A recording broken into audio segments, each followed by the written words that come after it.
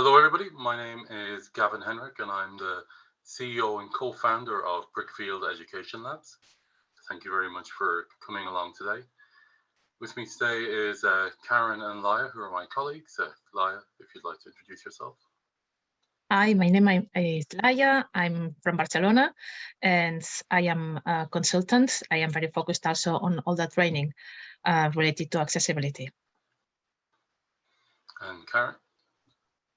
Hi, I'm Karen. I'm based in Dublin. I'm very happy to be here. I'm the Chief Product Officer and also co-founder of Brickfield.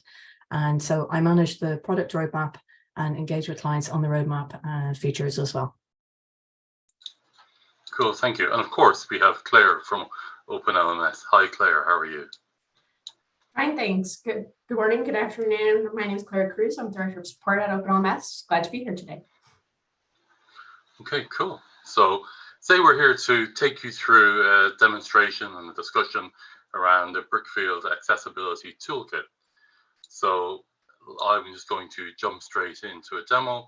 But before that, I would just ask people, if you want to drop into the Q&A, what sort of version of Moodle you're on, and also what theme you're on, just so we can have that sort of information.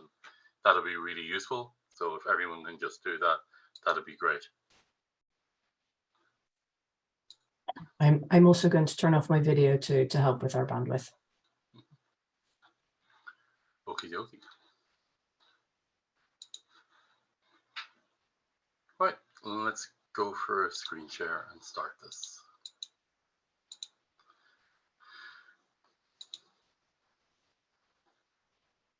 You can just let me know if it's sharing okay. Looks great. Well, I think it looks terrible, but as you can see it, that's good. So it's Moodle 4.1. It is here. it is there. Okay, so we're going to start with Moodle 4.1. One of the key things is that our toolkit is a toolkit. It's a set of tools that can be used. And what we're going to start off is with the student-facing side of things, so you can understand how the student would interact. So here we have a Moodle 4.1 site, the usual hidden blocks and hidden navigation. But in the middle here, we have a set of resources that a teacher has uploaded into the course. So the first thing is here, it's like a file, another file here. This is a PDF, or this is a Word document. And the key thing is there's a little icon beside it, which is selectable by keyboard or by touch or by a mouse. And what happens here is if a student wants to get that bit of content in a different format that the teacher has uploaded it, they can use this tool. So what do we do? Well, if we go in here, we can then click on that, and it gives conversion types and a format. So if they want a different text format, for example, to use Microsoft Word to be able to use Immersive Reader or something like that, or if they want to be able to maybe download it just as pure plain text, they can then convert that and request it. So I'll just go to actually docx, because that's the version I prefer, so that's fine. However, what if they want to go through it and be able to, what if they want to go through it and be able to convert it into a different format? Now, why would they want to use a different format? So if it's, for example, audio, maybe they're dyslexic, maybe they want to be able to listen to it or consume it, interact with it while they're actually on the go, maybe they're cycling, they're walking, so they can then choose an audio format. Now, there's 7 different speeds available to them, because most offline players don't have a speed option. If you check your iPad or your iTunes, whatever, it doesn't necessarily have a speed option. But if you're like me and you listen to audiobooks a lot, and I listen to audiobooks, I love audiobooks, it's great, I'm an addict. However, I listen to them quite quickly, so I can listen to them nearly twice as fast as normal, and that are the standard speed. But for some others, maybe if they are listening to something in English, but English is a second language, or they have a disability, or they have a learning difficulty like dyslexia, then they might want to listen to it slightly slower. And I know some of the people I know with dyslexia usually listen to it just slightly slower. Then that's a choice that they can have here, the 7 different speeds, so they can choose what suits them. Because not one speed doesn't suit everyone, unless the player can alter the speed for them. So that's really important. They can just download that as an MP3. Also, then they might choose an ebook. So I use my iPad a lot when I am digitally reading. I don't like reading on big screens. I like reading on my iPad. It's a bit like an A4 page from the iPad Pros. So I like downloading as an EPUB. But as you've noticed, I'm wearing glasses and they're reading glasses. So hit 45 and boom, needed reading glasses. So I like my fonts that a little bit bigger so that by default, my font in the ebook is larger. And for people who don't necessarily think of themselves of having a disability or needing accessibility stuff, and they're just choosing things for themselves, then this is something that they can actually need. But also for someone who has a visual disability, then this is where they can choose either large, extra large, or huge. And this is by default. They can still increase it if they know how to and if they're using their EPUB. Then, of course, you've got Braille. There isn't just one Braille standard. There's many Braille standards with lots of different options. So unlike alternate products out there, you get to choose exactly what standard you want and how you want it configured based on your needs and on the digital device that you're going to be using or that a student might be using. And that's really key. This is all about providing the configurable options to enable the learner to decide how they want to interact or how they need to interact with content. However, this isn't just about files. So if we go back into here, and I'll just jump down to here. So for example, this is an image. So I want to just open that here.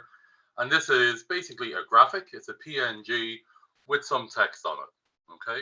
Hope it's got alt text in it. But apart from that, what happens is you can actually then OCR. So you can scan that image to create the text from it. So if I go in and say, hey, let's get the plain text option. And now that was just downloaded. And here it is. Here is just the text. Okay. And I could have got that as a Word document or any of those other formats. So it doesn't just do documents like PowerPoint, Word, and PDF, but it also does images and a wide range of images. I think it's 8 different image formats. So that's really good, especially if you're taking a photograph of a page and uploading it, or if you have a scan of a document, then it does OCR. It does that optical character recognition and really well. So that's really important to understand. But you're supporting students again in that way. But it's not just around that, because one of the other things you'll see down here, and I know those icons aren't the best, but this is a book. So let's go and have a look at the book. So if we go into it, you can see it's got some images, some text, and it's got multiple chapters. So what does that mean? Well, we have enabled the content conversion to also work on book and pages, especially since lots of us are building the content in Moodle nowadays using those features. So I come down here and I go, okay, well, I would like this as, let's say, a Word document. So boom. And that's key. It does give us the ability to go in and then I'll just open it here. So here we have, very similar if you use the print option within Book, that it creates this front page. It also creates a table of contents. And then after that, it puts in headings, images with alt text, and the text involved, and the pagination. So it creates a document for you that you can take that book away. And that's really useful, again, because, and for those who aren't familiar with it, if a student wants to use something like Immersive Reader, where they're using column focusing, they're using the different widths, so we jump down to different sections on it, or they're using line focus, that it will work correctly. And these are all bits of assistive technology built into the Microsoft stuff. That's not us. But by enabling them to take a book into that format or a PDF into that format, you're enabling the student to use the free assistive technology that they have available to them. So, and if you have any questions while we're going along that, just please do ask. And again, then it can work with a page and other formats. The next one we're going to be doing is lesson. Isn't done yet, but that's sometime this year we're going to do it. However, what about the teacher? So in this feature, the student can then choose to convert anything that's uploaded into Moodle. But it's also something else, because we enable the student, if they have their own file, that they can go through and upload that file to get converted as well. So it's not just the files that have been uploaded by the teacher, but if they found some really good e-resource online, or they've created their own Word document and want to turn it into an MP3 or a Braille file, whatever, or an ebook, they can also use this feature. So it's self-service and automated integration within Moodle, and that's really, really important. But just let's go back here. What about the reporting? Well, reporting for teachers is key. And this isn't just for teachers. It could be a program head. It could be a full administrator. So they can get to see every single conversion that's done, not by who, but every conversion that is done. And that's really important so they can understand how people are choosing to interact with content. Okay, so yes, they can have each one listed like that. You can also get an overview of this scan, for example, of a PDF had 10 different text conversions, 3 audio, 2 ebook, and so on. So you can get to see all of these different combinations, what people are choosing, or you can choose with downloads. And there's filters there, so you can see, well, what about in the first month and second month and so on, so you can do comparisons between them. But of course, if you've got lots of courses, maybe you have 20 courses as a program lead, click on view all my courses and suddenly now you have a report across everything. And as with any of the Moodle tables, you can export that data into a spreadsheet to use it yourself in that way. So that's key. It's, again, supporting the students automatically, and obviously the better the content is, the more accessible it is originally, the better the conversion. But it still does, for example, like a full scanned PDF, it will turn that into text and images. So it isn't something that it has to be perfect. It will create a more accessible version. But if you start with really accessible format, like a Word document that's done well, then the format that it creates from that will be as good as it possibly can be. I think that's really important. So is there any questions on that before I move on to the next piece? Okay, it's just 1 or 2 people putting in their version and their theme. Anyone else, don't forget, put in your version and theme you're on. It'll make it useful for us to go along. Okay, so that's around content. Let's go and have a look at the block. So you may have seen the block that's the free version that's in Moodle 3.11, 4.1, and of course now 4.2. This one is the Accessibility Plus block. Now, it's just one part of our toolkit, but there's a lot of features that are tied to it. So if we have a look here, one of the first things is you'll notice there are 6 areas here under types: image, layout, link, media, table, and text. So it's important to understand why. Accessibility can be a bit of an alien concept to some. It's very technical. It's about compliance. It's like health and safety, heavy lifting training. People don't really necessarily want to get into it. However, we view accessibility as more than that. It's also about just content quality and using content well. So we look at these 6 types of content and then report how many errors that we find in that area. So we aggregate them based on these 6 types. So in this case, the second column says the 7 errors related to images, 8 for layout, and so on, and down to 25 for text. If a teacher goes, how can there be 25 issues with text? That's where we have the third column, which we have a guide. Because one of the key things is people want to understand why. They want to understand why they need to do something and what they should be doing. They might not have done training.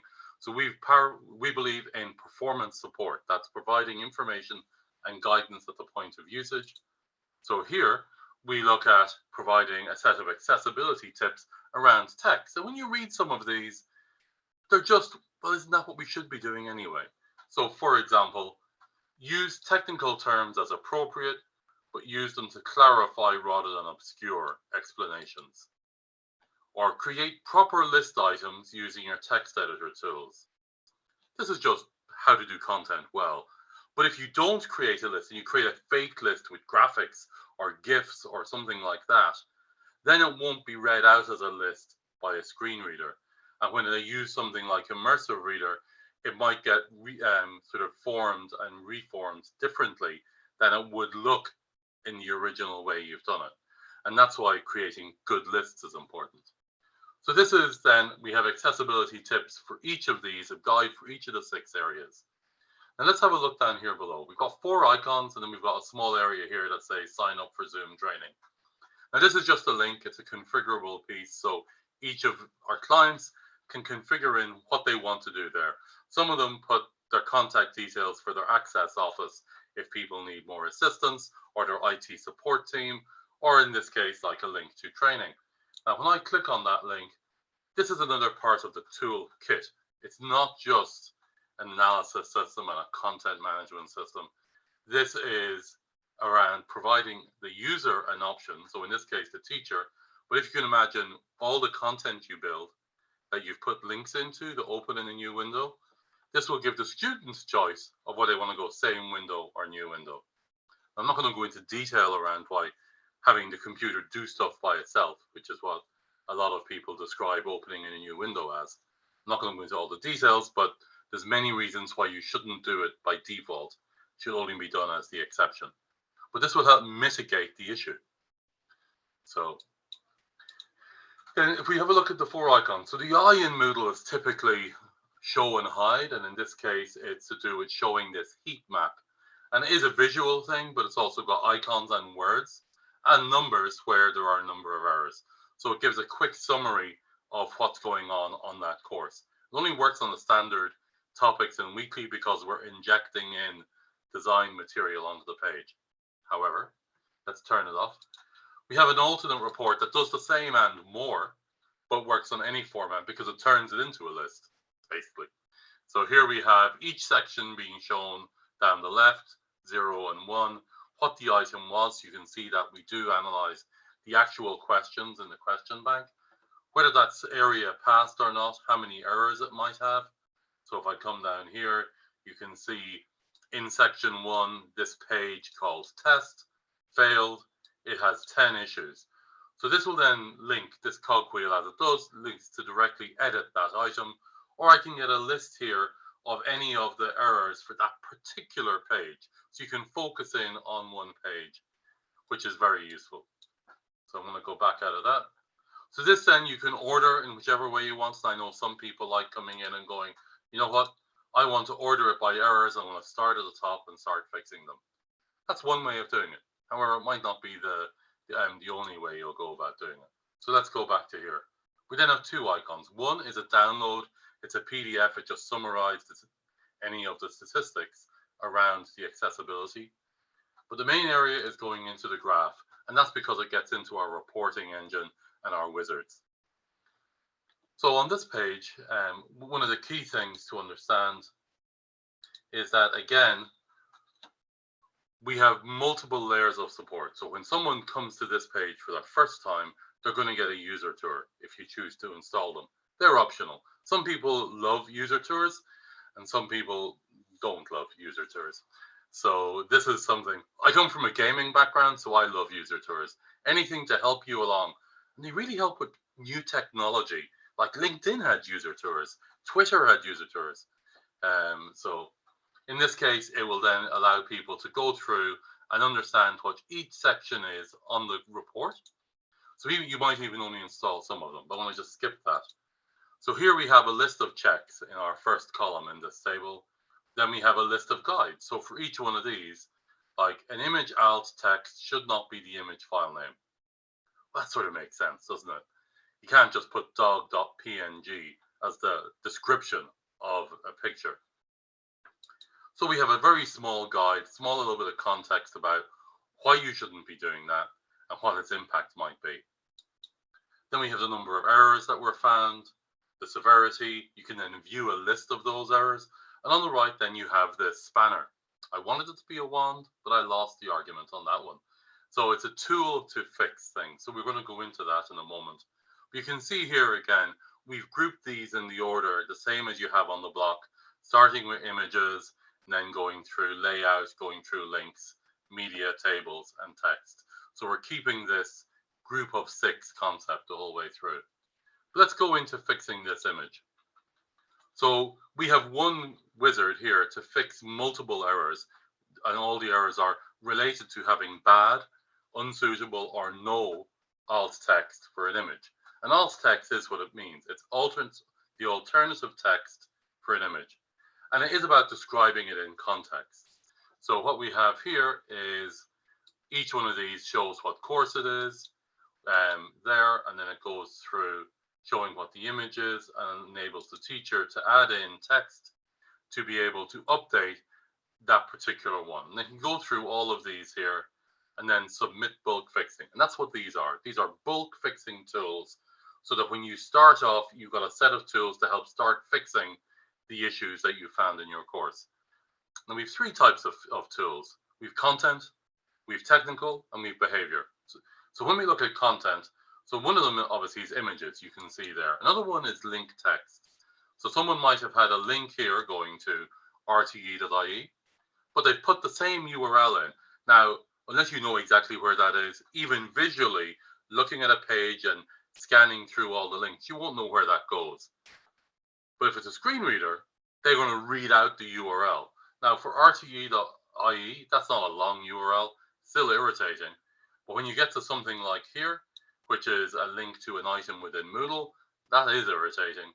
And then if they're starting to read a Google Doc, yeah, so they have to listen to a minute of gobbledygook being read to them, and they still don't know where they're going with that link.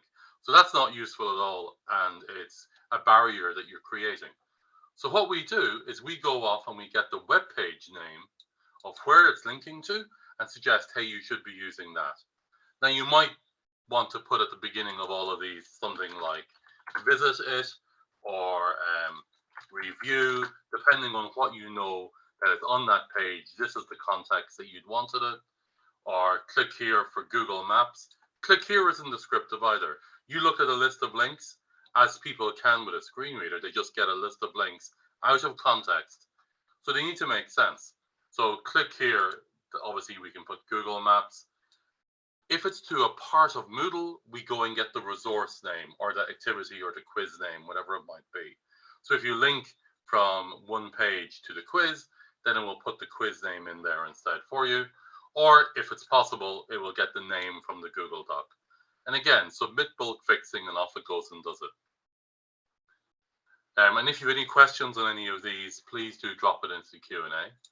We then also have for all caps being switched down to sentence case so that it's easier to read. And again, just before and after, people are starting to get an understanding of, okay, well, that's just hard to read on the left, easier to read on the right.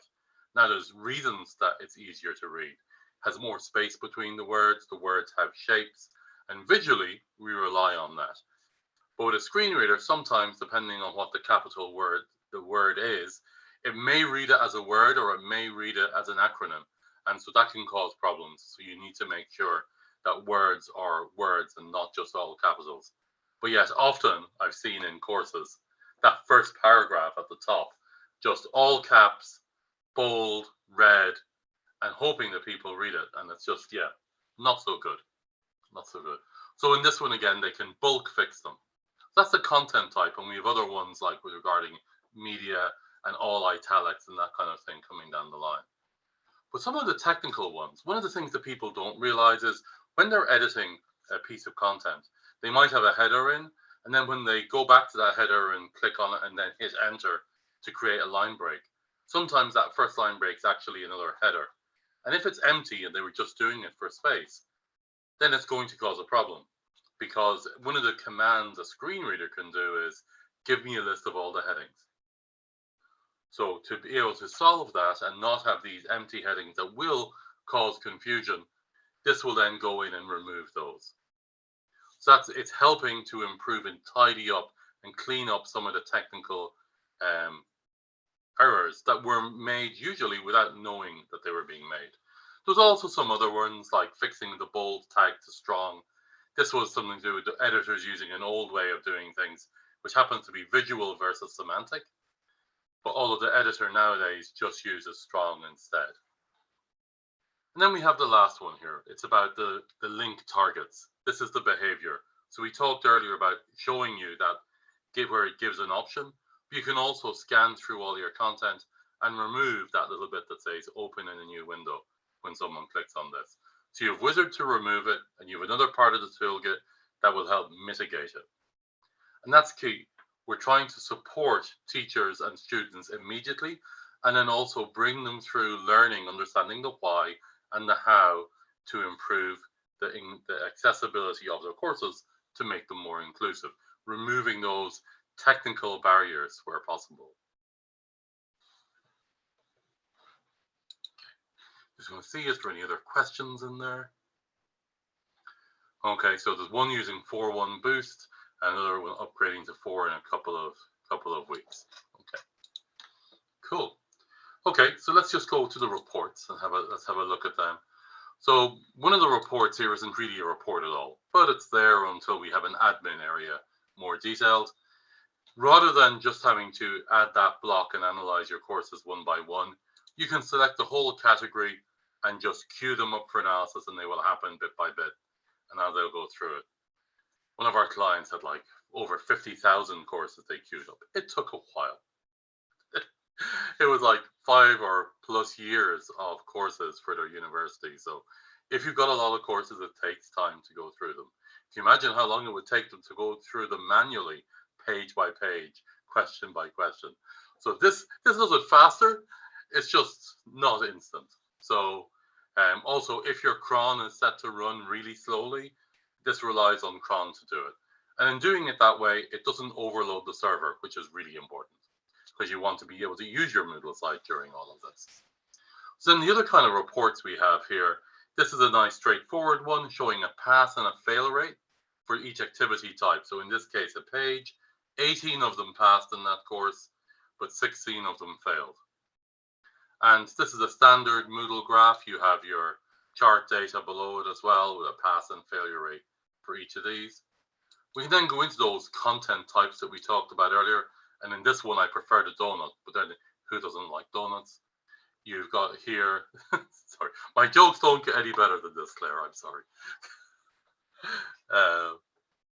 And my favorite donut is a Boston cream.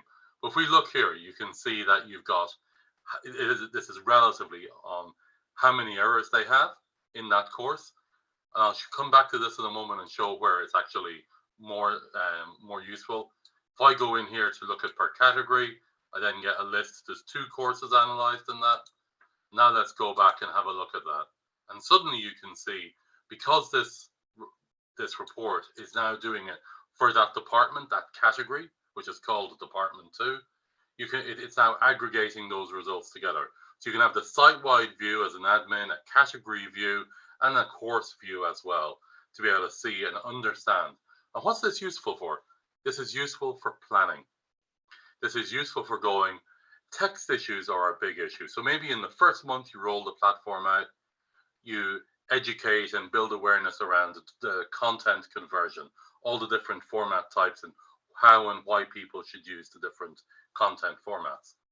But then maybe in month 2, you're going to go, let's try and teach people about accessible text, what they should be doing, use our guides, use our tips around that to try and support it. And then after you've done text, well, it looks possibly that image is going to be next. It's the next largest one. So month 3, you're going to do an awareness campaign to your staff and your students around how to do accessible images. Then after that, maybe accessible links and so on. So these provide you insights in which you can plan how to improve your content and your courses across the whole site, especially if you've analyzed everything. And we do recommend, where people can, to have a full copy of their site and analyze it over there on a different server. But on a live site, just to do it one by one, to have teachers to buy into and make that decision of adding the block and clicking analyze, because accessibility is a journey from where you are now to where you want to go to.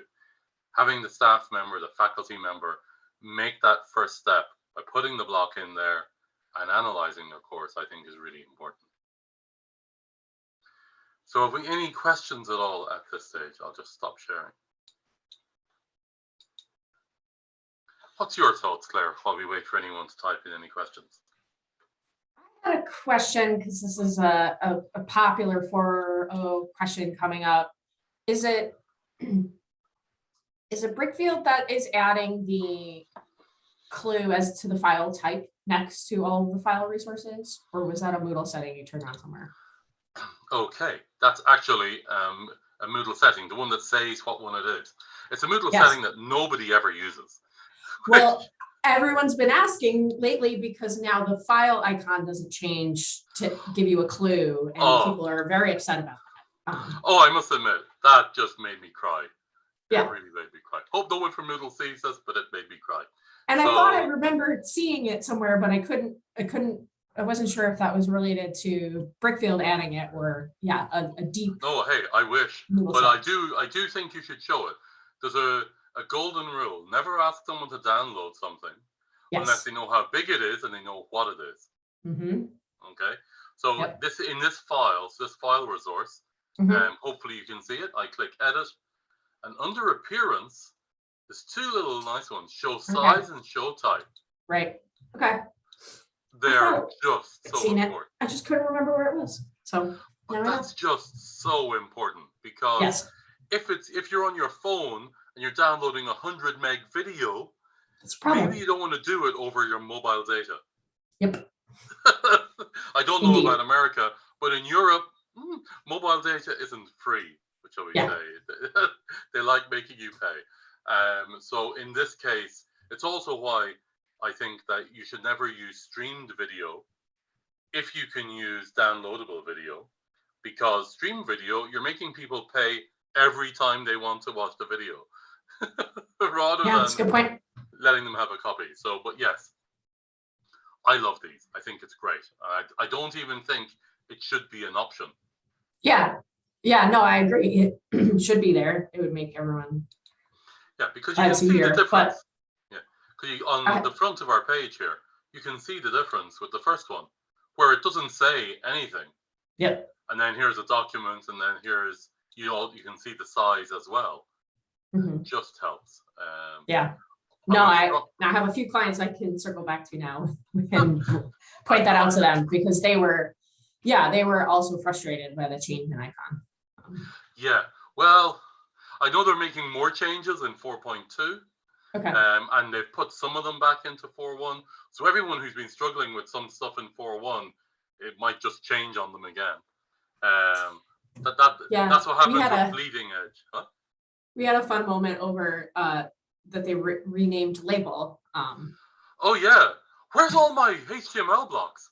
Right. Yeah, just rename them all back.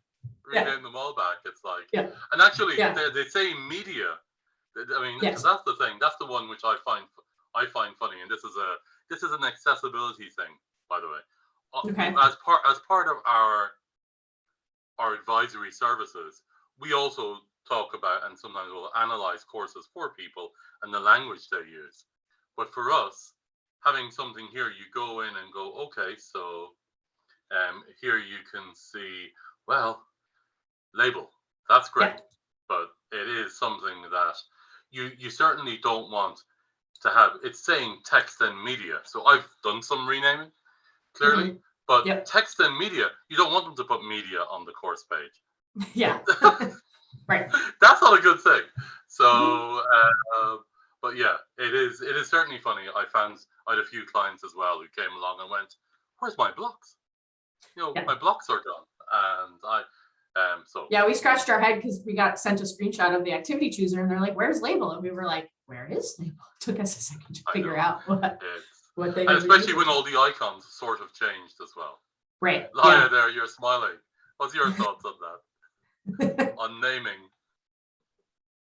These changes are a big problem for all kind of users, especially for those that are used to work with the old naming. And yeah, maybe it's easier for people that it's new to Moodle, but for people that it's used to use it, it's a big problem. Yeah, you're fighting a lot of muscle memory in those places. Well, I don't like the activity chooser at all. I like the drop downs. Yeah. I always, for speed, I will use the drop downs rather than the activity chooser. So, but anyway. Another question I had is, can you talk about, does anything with Brickfield change with I know we're moving away from the Atto editor and back towards Tiny MCE in 4.1 and then in 4.2. So does that, impact what Brickfield does at all? So yes and no. Okay. So we're waiting until it is absolutely the first choice, but there is some of the tools that are available, and I'll just add something in here. Let's add a page. They haven't changed the name of that yet, or at least I don't think they have. And I'm going to go in here and visit my site.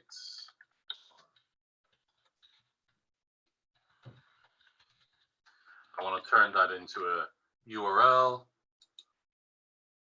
So we actually intercept, if you're still using Atto, which most are, because they haven't moved over to I won't say the dark side, the other side. I actually love TinyMCE. It's better. It's more up to date. And we will have this for TinyMCE hopefully by end of summer. Okay. But this intercepts that they've done a bad URL link text and That's very suggests what they should be doing. So we go and grab the name there. So equally, if it was, let's see, rte.ie, and we do that one, there it is. We've gone off and got the website name. You just click create link, and now you have That's so your nice. descriptive link. So it's this nudging, which is really really important. So we're going to create the plugins of those for TinyMCE as well. Great. But it's not just that one as well, because if we go here, we've also added in that you can add a caption into an image. You know, only what people have been asking for in Moodle since, I don't know, 25. So it's been a while anyway. So we have a few improvements there, but we were waiting until they made the jump. We have actually a list of 15 that we'd like to start doing, and we're going to start having that TinyMCE improvements go on, because as people are building content is the time to really provide support. But we didn't want to do all of that for Atto and have to replicate it, because, well, as you know yourself there, when you're building customizations and that kind of thing, it takes time. Sure. So that's why we're going to do most of those. And the goal is that hopefully by end of year, all the checks that we do in the back end will be done real time as people are actually creating their content. So if they put an image in, we'll jump on it. I don't mean jump on it, but we'll, ooh, it'll be a bit like Clippy, sort of talking to them going, hey, is that an image I see? Or if they put in fake headings. And what I mean by a fake heading, this is an example, or I'll do it. This is an example of a fake heading where they go in and then they put it as bold, and maybe they make it a little bit bigger with CSS or something like that. So when we see that, we're going to go, hey, do you want to turn that into a proper heading? Bam. Right. And I think that's going to be key. But that's where we're going. Yeah, no, that's so useful, because it's a lot of rules for people to just keep straight in their head, and if they can get those real-time reminders as they're designing their courses, I think that's going to be transformational. Yeah, but I really do like it. Was one of my favorite things was putting in that where we immediately help. And it's also the same if you type in click here, but not just so it's not just going to be don't do that. Well, do better. Just don't do that. You can do better than that. So one of the other key areas, and I'm going to have Laia sort of talk through that now, is that we also do provide a lot of training. So not only do we have those guides, the user tours, the tips around the different checks that we're doing, all of that, we've also a lot of other material that we go through.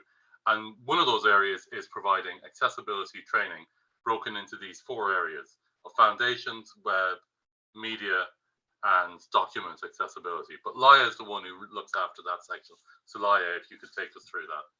Yeah, thank you. As Gavin was saying, this why, understanding why it's important and how to do it is really important when creating accessible content. And we have to remember that most Moodle users, teachers, are experts in their material, in their area, but not in accessibility.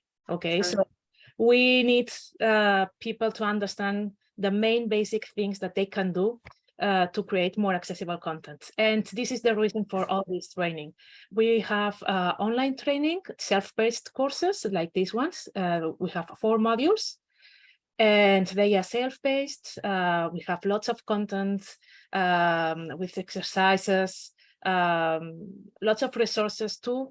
You can take it, you can do it in 2 hours or in 4 or 8 if you want. There are lots of resources to go deeper on specific topics.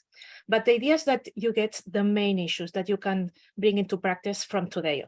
Okay, so starting today, you can do things you can start doing things differently. So you can try to create more accessible content and at the end have a more accessible practice in your teaching or in your designing, when designing resources. We use a book, for example. In a book, it's a really simple Moodle resource, but we can add everything here, okay? It's the look and feel is appealing. We can also embed questions, H5P. We have the further reading, lots of resources to get in through more specific contents, because accessibility is not, it's not a simple or a small field. It's very, very wide. And yeah, from here we want our clients to be able to discover more fields or new resources. And another important thing is that these online courses have a very similar structure, all have the same structure. And I think they could also inspire people. When creating courses, it's really important to be consistent, to have a similar structure. And here we have with the naming, we have been working to have a very comprehensive naming and a good structure.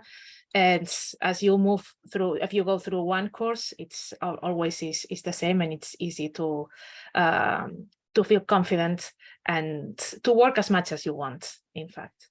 And then we have also the same as we have the online courses, and we have webinars, Zoom sessions, in which we talk about, we have 4 different sessions, and in which we talk it's related to one of each of the modules. Okay, the first one is accessibility foundations, where we have a general picture about what is accessibility and how it impact on our daily practice. The second one is about web accessibility, with the main issues we have to take into account when creating accessible content. And it's for Moodle, but also when creating documents, when creating an email, it applies everywhere, because accessibility in this way, it affects all the digital content we create. Okay, so we can apply it everywhere. And then we have 2 other specific webinars focused on accessibility in documents and accessibility for multimedia. You can register in any webinar you want. You can do the 4th in 1 week, or each month you can do 1. Okay, so it's up to you. Sometimes we need something very specific, so you can go to this specific webinar or to this specific module, and you can work more through this one. For example, if you have to create some documents, maybe it's interesting to go through this. And yeah, the idea is that you have some general resources, big ideas that you can apply in your daily practice, and that it should help you to create more accessible content, especially in the digital world. And the key thing for us is that training is always one of those optional extras that people do when they buy products or do change management.